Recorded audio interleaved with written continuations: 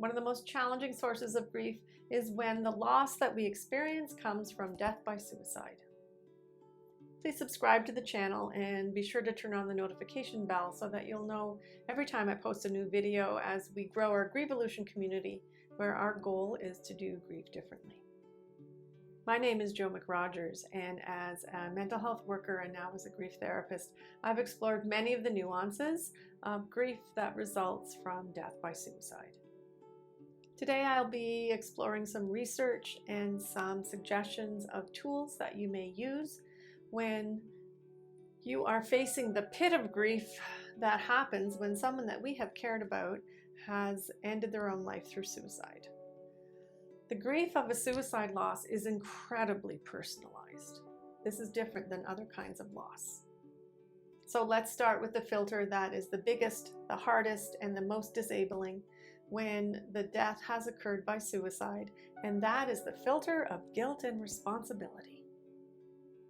The most common first experience when the death is by suicide is an intake of breath, and it is a hard, heartbreaking no. How can that be? We then go from the no to the why to the personalized experience of how could I have prevented this? This is where all of the would've, could've, should've start showing up. They play over and over and over again in our heads, they weigh heavy on our hearts, and they physically bring us down. These questions of responsibility and often guilt are our starting, they are our entry point into the grief of a loss of suicide. This then sets the trajectory of how we experience this loss through personal responsibility, through guilt, and through culpability. So here is one of the most important sentences. I am not responsible for my loved one's death.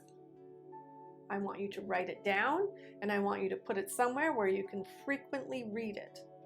Because of the personalized nature and the magnitude of loss that you are experiencing, it's going to take some rehearsal and it's going to take some practice to begin to believe this truth. Please know that if love alone and second and 10th and 20th chances could have saved your loved one, then they would be here with you today. Please know that you are not responsible for this death. The next thing I want you to know about loss from suicide is that the acute grief stage is likely to stay longer, to be deeper, and hold bigger implications for your lifelong perspective. So what this means is that at the beginning, even activities of daily living are going to be a challenge, deeper and longer. So things such as eating and hydrating, leaving your bed, showering, leaving your room, leaving your couch, going outside, going to the grocery store, the concept of returning to work, the concept of needing to step back into other living relationships are going to be that much more challenging for that much longer period of time. What we're talking about that's needed here is basic emotional first aid. When it all feels so overwhelming, please simplify it and go back to the very basics in terms of, in this moment, can I drink that glass of water? In this moment, can I get some food into me to help support my body through this crisis of emotions? Can I think of stepping outside for 5 minutes? Change the environment. Can I think of answering one of those texts of support that people have sent to me? Please be very vigilant about what you can control, because grief teaches us we don't have control, and when the grief is from a suicide loss, that is magnified. Please make your list of this evidence so that you can access it regularly to try to combat the natural place to go in terms of what more did I need to do. And when all of that is said and done, go back to your other statement to remind yourself that you are not responsible for their death. Next, what I want you to know about is you need to expect that the emotions are going to be big. So when that is going on, the advice that I want to give you is to please not rush anything. Please do not rush to go back to work. Please do not rush to go back to any kind of social contact.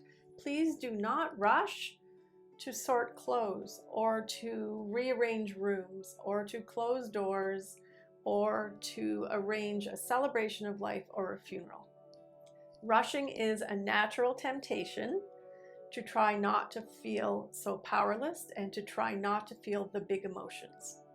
But know that rushing never serves anybody in their grief. Grief from a suicide loss is going to be very greedy, and it's going to demand all of your attention.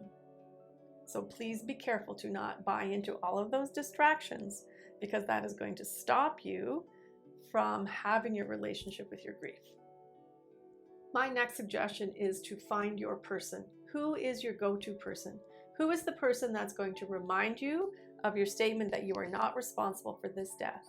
Who is the go-to person that will remind you of all the things that you have done in the list that you have made? Who is the go-to person that can witness your snotty-nosed, raging, out loud grief? And who is the person that can just sit in silence with you and not feel like they need to fill that silence? Grief from a suicide death is complex and challenging, and we've only begun to touch on some of them today. My suggestions today are for the very early days of this loss.